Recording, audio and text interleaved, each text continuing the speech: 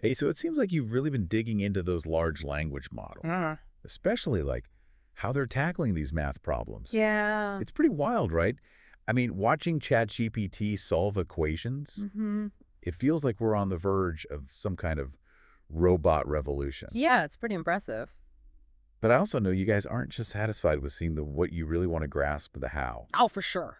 So that's what we're going to do today. We're going on a deep dive Okay. into a research paper called GSM-Symbolic, Understanding the Limitations of Mathematical Reasoning in Large Language Models. Okay. So this paper, right, it doesn't just accept these impressive results we're seeing. Right. It wants to dig deep and figure out if these LLMs, are actually thinking the way we think, Yeah. Are they really reasoning? or if there's something else entirely going on. Exactly. Right. Yeah.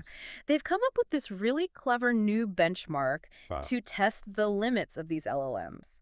Okay. You see, up until now, we've been using a data set called GSM-8K, and it's been used to see how well these models can handle, like, grade school math problem. Right, GSM-8K with all those word problems. Exactly. Thousands of them. I have heard that it's been, like, the gold standard for testing AI's math skills. Yeah, it has been, but Yeah. turns out there might be a little problem with it. Well, There's a chance that some of the problems that were used to test these LLMs, they yeah. might have accidentally ended up in the training data. Oh, no.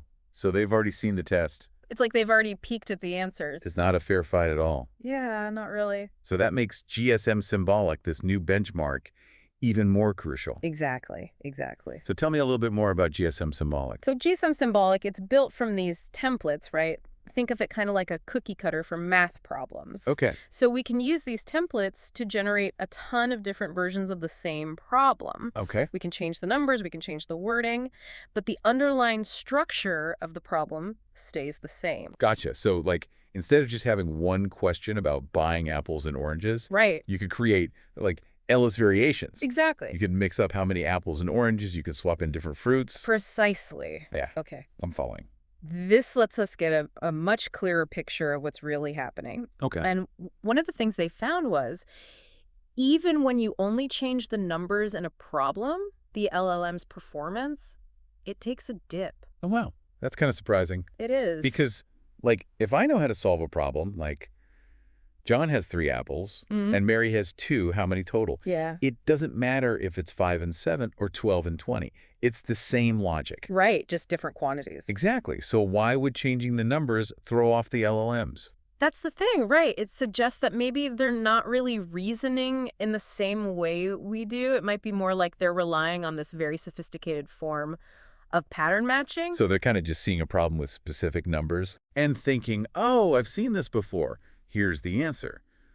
But not really understanding the underlying math. That's the theory, yeah. Interesting. And it's backed up by the fact that they struggle when the numbers change. Right. It's like they haven't encountered that specific combination before. Okay, I'm starting to see how this all connects. Yeah. Now, the paper also mentioned something called GSM-Noop. Oh, yeah. What is that all about? Okay, so this is where things get really interesting. Okay. They created this data set, GSM-Noop, by adding these irrelevant details to the problems, Okay. like extra information that doesn't actually affect the calculation. Oh, interesting. They wanted to see if these LLMs could filter out the noise. So if the question was asking about, like, the total number of apples, Right. they might throw in a detail about, like, the color of some of the apples. Exactly. And what they found was that a lot of LLMs got totally thrown off by that. Seriously. They started making mistakes, like incorrect calculations, based on this useless information. Yeah, there's this one example in the paper about this guy, Oliver. Oh, yeah, I remember reading about Oliver. He's picking kiwis. Yeah. And they throw in this totally random detail about some of the kiwis being smaller than average on a Sunday or something like that. And the LLMs totally went off the rails, Yeah. right? Trying to, like, adjust the total based on the kiwi size. Yeah, it was like they got fixated on that detail and just missed the point of the problem. Come on, who cares about the size if you just need the total number? Exactly. It just seems so obvious to us as humans. Right. And here's what I found really wild. They even showed the LLMs examples of how to ignore this irrelevant information. Right, like giving them a little coaching. Exactly. And some of them still kept making the same mistakes. So even with a little help, they just couldn't shake this tendency to get hung up on those superficial patterns. It seems that way. This is fascinating stuff, but Yeah. I bet our listeners are probably wondering, okay, so what? What's the big deal if these LLMs are mostly pattern matchers? That's a great question. And I think that's the perfect segue to jump into part 2 of our deep dive. Sounds good. Yeah, that's the big question, isn't it? Like, Yeah. on the surface, you might think, oh, as long as they're getting the answers right, who cares how they get there? Exactly. It's like if I ask an LLM to, like, plan my dream trip to Europe, right? Uh-huh. And it spits out this amazing itinerary. Yeah. I'm not going to lose sleep over whether it was, like, using super complex pattern matching or, Yeah. actually picturing the cobblestone streets and those, like, charming little cafes, Yeah, right. like a human travel agent would. But that's kind of where things get a little tricky, because what happens when that LLM runs into a problem that's totally outside its experience, like something truly new, Okay, where it can't just rely on those patterns? I see what you're saying. Yeah. So sticking with my Europe trip example, Yeah. my my LLM-generated itinerary might be, like, totally flawless. Yeah. As long as I'm, like, sticking to the tourist hotspots. Right, the well-worn paths. Yeah, exactly. But what if you want to go off the beaten track? Right. What if I'm like, hey, LLM, I want to visit this, like, Yeah. tiny off-the-grid village nestled in the Alps. Right, somewhere it's never seen before. Yeah. That's when true understanding and reasoning, like, those become critical. Okay. A human travel agent could probably figure that out, Yes. using their knowledge of geography, transportation, and, In common sense. a little bit of common sense. Yeah. But an LLM that's just relying on pattern matching, it might just hit a wall. I see. So it's like Yeah. applying that back to these math problems. The worry is that, like, LLMs might ace the test. As long as they've essentially seen the questions before. Right, exactly. Right. But then Yeah. when they face a genuinely new problem, that's when they can trip up. That's the concern, yeah. Okay. And that has some pretty big implications. Oh, yeah. When we start thinking about using LLMs for more complex tasks Absolutely. than just, like, grade school math problems, right? Way more complex. I mean, it's kind of unsettling when you think about things like scientific research. Ew, for sure. Imagine using LLMs to analyze data and come up with hypotheses. Yeah.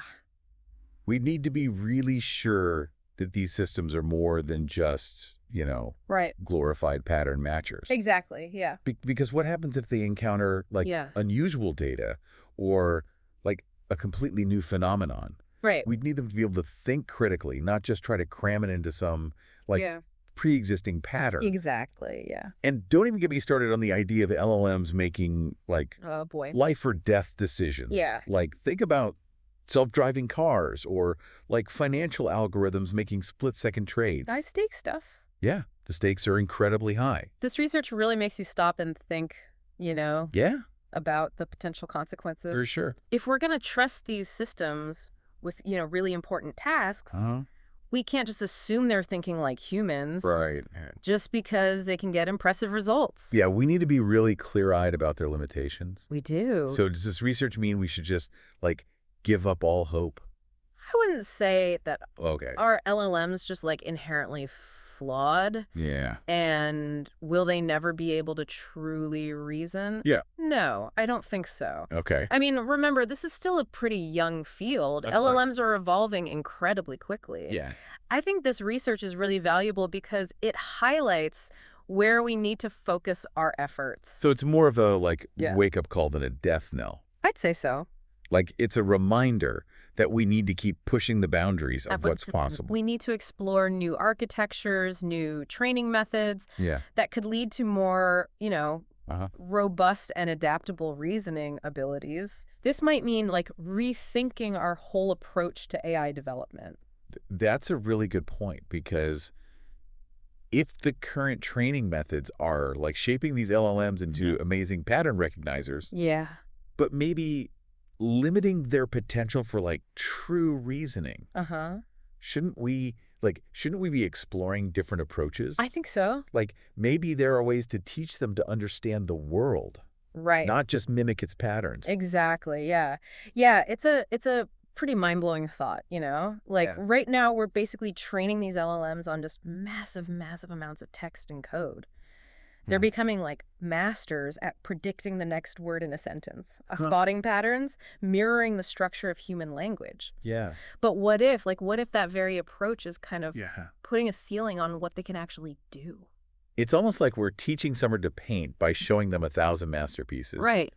but we never let them actually, like, pick up a brush Yeah, and play with the colors and textures. exactly. That's a great analogy. Yeah, They might become like incredible art historians, right. able to, analyze techniques and styles and all that, Yeah. but they wouldn't necessarily be able to create their own vision. Right, so how do we bridge that gap? Yeah. How do we shift from teaching LLMs to just recognize patterns Right. to actually teaching them to reason? That's the million-dollar question, right? That's what researchers are really trying to figure out. Yeah. One promising approach is to incorporate more structured knowledge into their training.